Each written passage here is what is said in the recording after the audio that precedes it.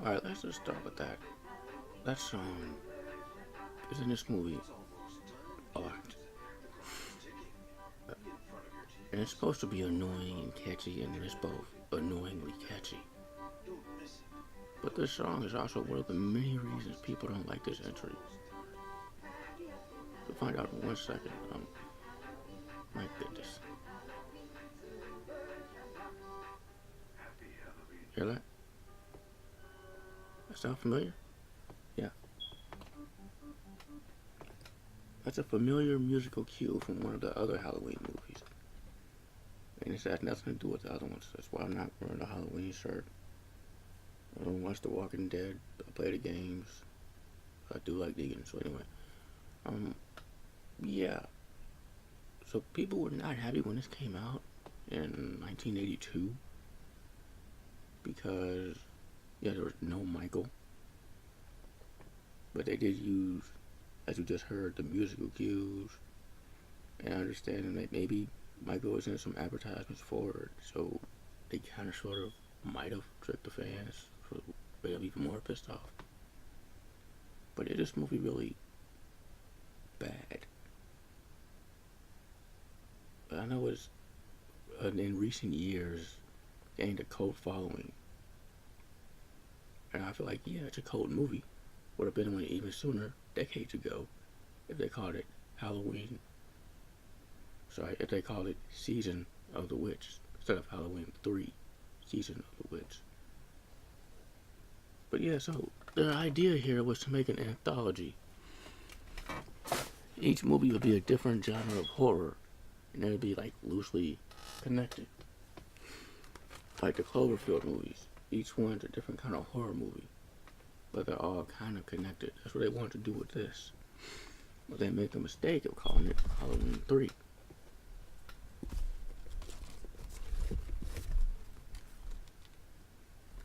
And this image right here, I absolutely love that image of the three people walking. That's one good thing I can say about this movie.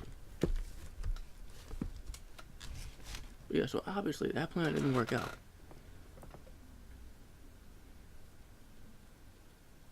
My notes. This movie is crazy as hell. Not necessarily like good. I hear people saying, "Oh, this is a really good movie." I wouldn't go that far, but I mean, I'm not mad at it. What they did, maybe. The movie, no. I remember when I was a kid, my first experience with this movie was in a place called Half Price Books. They had literally a whole crate just overflowing with Halloween 3, Season of the Witch. I was like, wait, there's a whole other series called Halloween? And the clerk who worked there was like, kind of. And I was so excited, I wanted to buy one, and my mom was like, nah. But you know what I did end up buying? Duke Nukem Time to Kill for the PS1.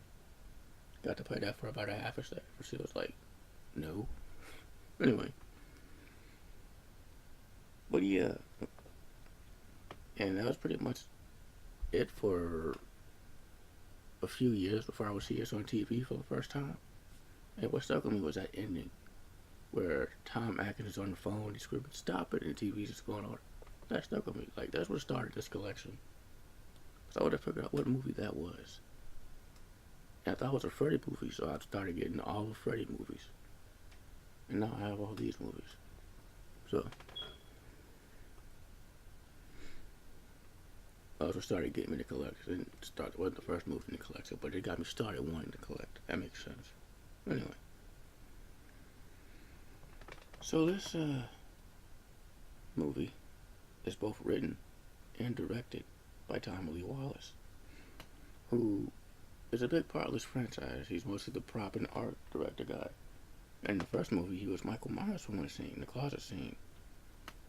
And for this movie, he just wrote and directed. He's that voice in the Silver Shamrock song. Hello, boys. That's Tommy Lee Wallace. And he would have one more cameo, at least to my knowledge, in this franchise. And that one's a doozy. This was produced. The first thing you see when you started up, produced by John Carpenter and Deborah Hill. to my knowledge, this was really a Deborah Hill's thing. Like John Carpenter was already done after Halloween 2. He didn't even want to do that. It was mostly her thing. So she basically was this movie. This was kind of like the last one she did, because she sold her rights before Halloween 4, I believe, and didn't come back until H2O and Resurrection.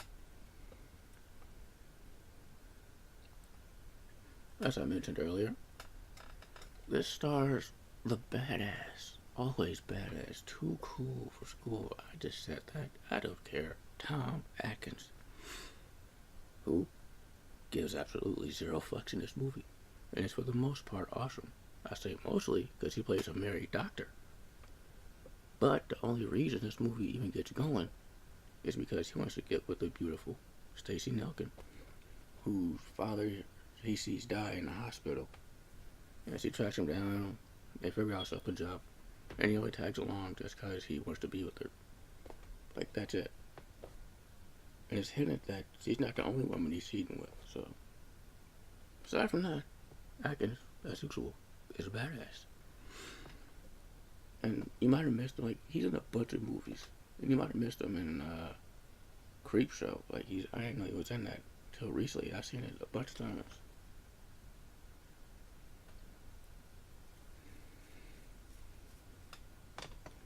And one thing I realized watching this might be the only entry in this whole franchise that follows an adult Tom Atkins. Like a real deal, been through shit, don't care, tired adult. I know H2O, that's not on a college campus, right? But if the word teen is in your age, you're still a kid. And then Resurrection also follows college students who might be between 20 and 23, I don't know. Never really explained. But this one follows an actual, like, grown-up adult. So that was interesting.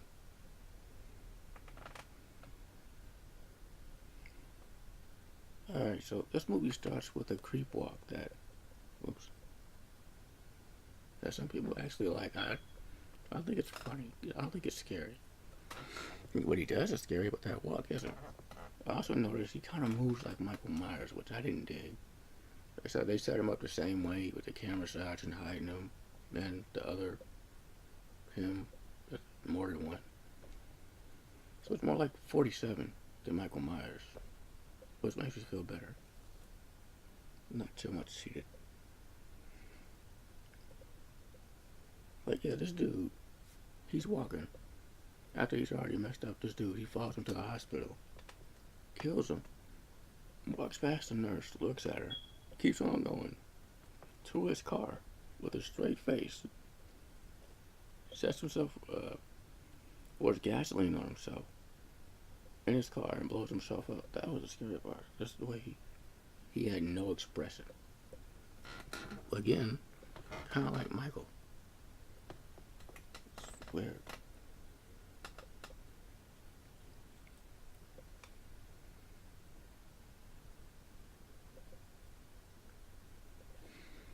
Alright, so one thing of note is I don't too much like sex scenes or nude scenes, especially in horror movies, because they're really just there for not even any reason really, it's kind of there. But in this one, it's funny. Oh, so funny. The setup for it is like Tom Atkins and Stacey Nelkin. They went to a hotel to stay the night, and he's like, I guess I'll sleep in my car. And she's like, where do you want to sleep, doctor? And they start kissing. Like, what is that? There's some bad 80s dialogue, but that tastes the cake. Oh, goodness. And the scene itself is not really even a scene. It's Tom Atkins, like, sucking her boob. Oh, it's crazy. Movie crazy.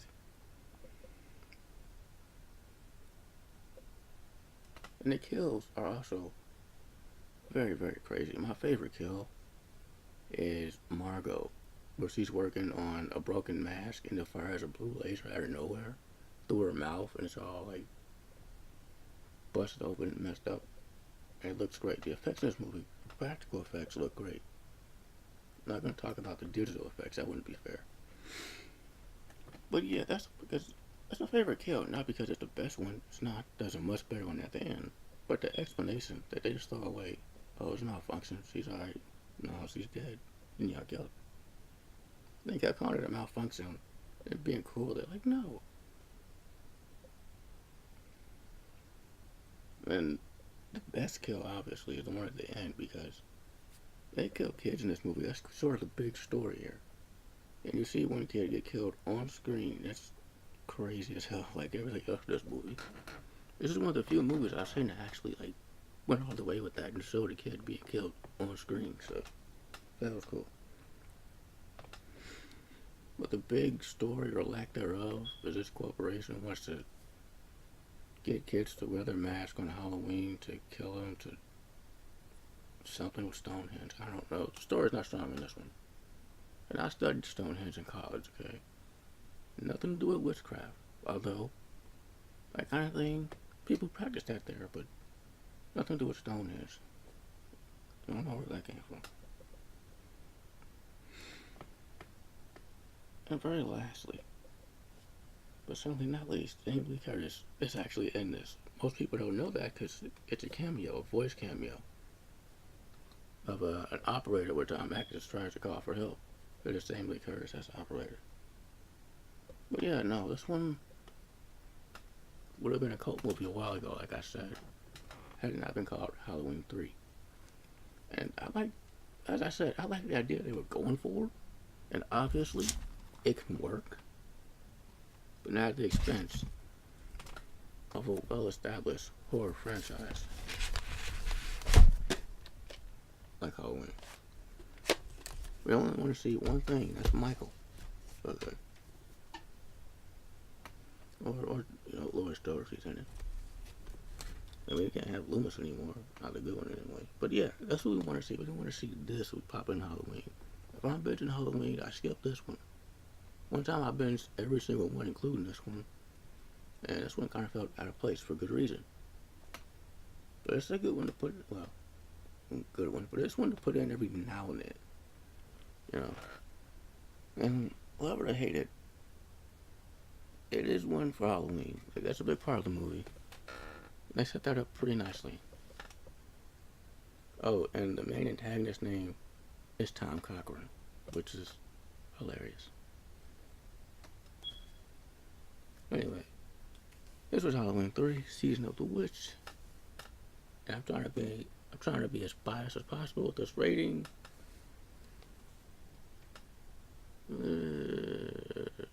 C. That's all. Oh yeah, and I forgot to mention that throughout the movie they advertised that everything is going to take place after this big horror movie airs, and that big horror movie is Halloween. So you only remind the fans that they could be watching a better movie called Halloween, which is something else they do later on in the franchise as well. But this isn't like in the first movie where they're watching The Thing from Another World, or the second one where they're watching Night of the Living Dead. This one, you're just messing with them, man. No wonder they were so pissed off, man. But yeah, that's all.